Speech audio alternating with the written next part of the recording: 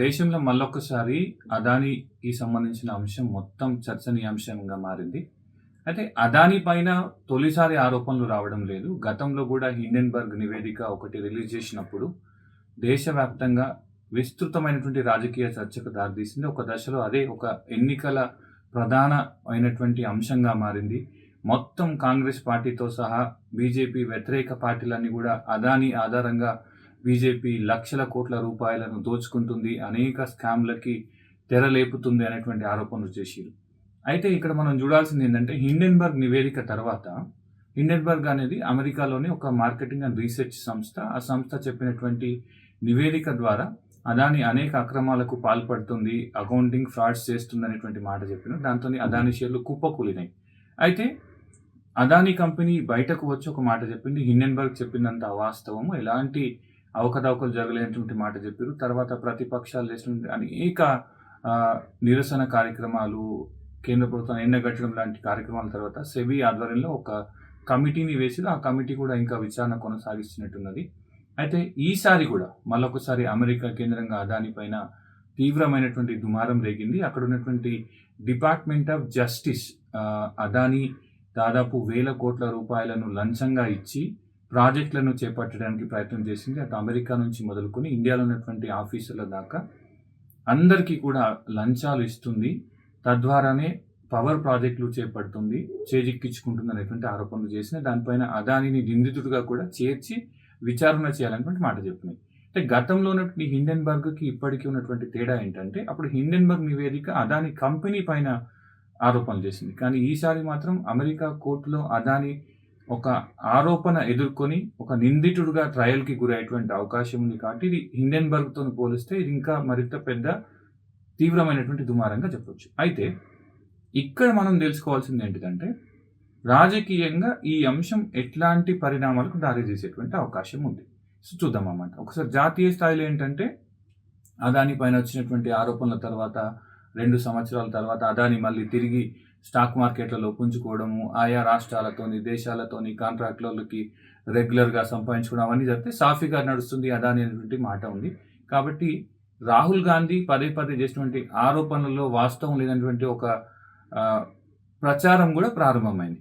ఆ సమయంలో మరొకసారి రాహుల్ గాంధీకి ఒక అస్త్రం దొరికినట్టుగా కనిపిస్తుంది. ఎందుకంటే అదానీ ఆధారంగానే ప్రధానమంత్రి పైన తీవ్రమైనటువంటి ఆరోపణలు పదే చేస్తున్నారు. ఈసారి అమెరికా కోర్టులో కూడా నిందితుడు కావడంతో రాహుల్ గాంధీ మళ్ళొక్క 1 year పాటు కావాల్సినటువంటి రాజకీయ పొలిటికల్ ఫైర్ అమ్యునేషన్ దొరికినట్టుంది. అయితే అటు జాతీయ స్థాయిలో రాహుల్ గాంధీకి ఇది ఎంతవరకు పనికొస్తుంది అనేది పక్కన పెడితే ఆయన నెక్స్ట్ ఇమీడియట్ ఎలక్షన్స్ కూడా ఏం లేదు. ఇదే అదానీ అంశం కనుక ఒక వారం రోజుల ముందు కనుక వచ్చుంటే మహారాష్ట్ర ఎన్నికలన్నీ కూడా దాని చుట్టే తిరిగేది. కాంగ్రెస్ దురదృష్టవశాత్తు ఎన్నికల పోలింగ్ అయిపోయిన తర్వాత బయటకు వచ్చింది. సరే, ఇప్పుడు ఈ అదానీ అంశం రాష్ట్ర రాజకీయాలపైన, తెలంగాణ రాజకీయాలపైన ఇలాంటి పరిణామాలు కానీ ప్రభావితం కానీ చేసేటువంటి అవకాశం ఉంది. ఒకసారి ఆలోచిద్దాం.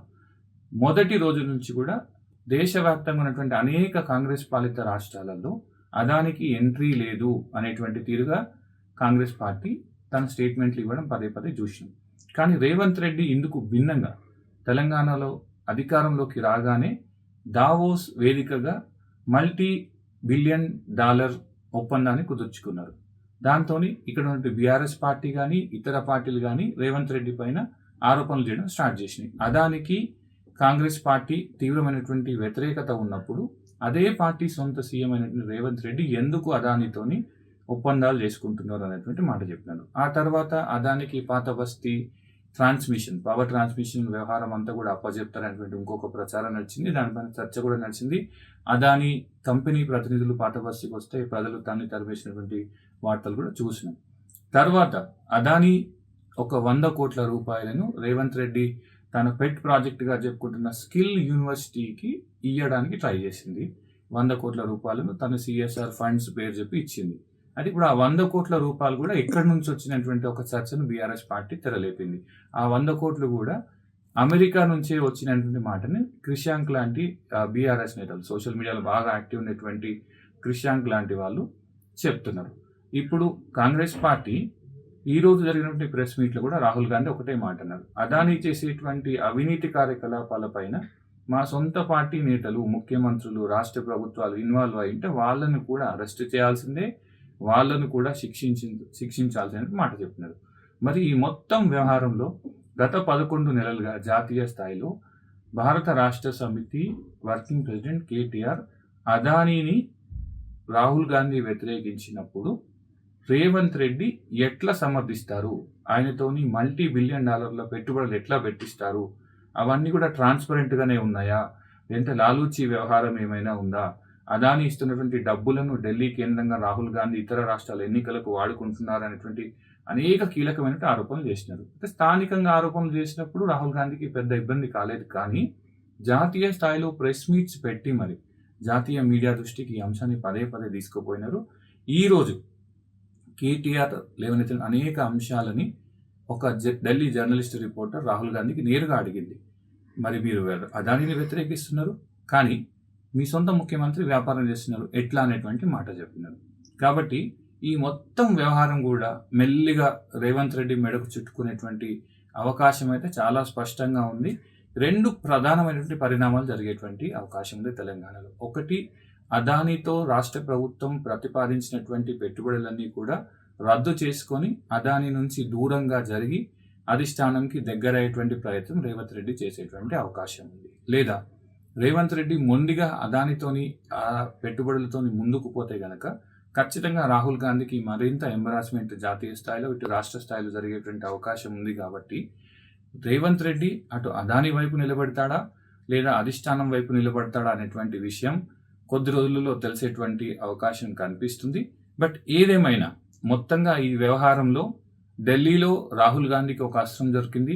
దాంతోపాటు రాష్ట్ర స్థాయిలో అటు బీఆర్ఎస్ పార్టీకి ప్రధానంగా ఇంకొక పొలిటికల్ క్యాంపెయిన్ చేయడానికి కానీ, యాంటీ రేవంత్ రెడ్డి క్యాంపెయిన్ చేయడానికి కానీ, అదానితో ఉన్నటువంటి వ్యవహారాన్ని లాలూచి వ్యవహారం అనేటువంటి విషయం చెప్తూ ప్రజల్లోకి రేవంత్ రెడ్డిని మరింత ఎండగట్టడానికి ఇది ఒక అవకాశంగా కనిపిస్తుంది.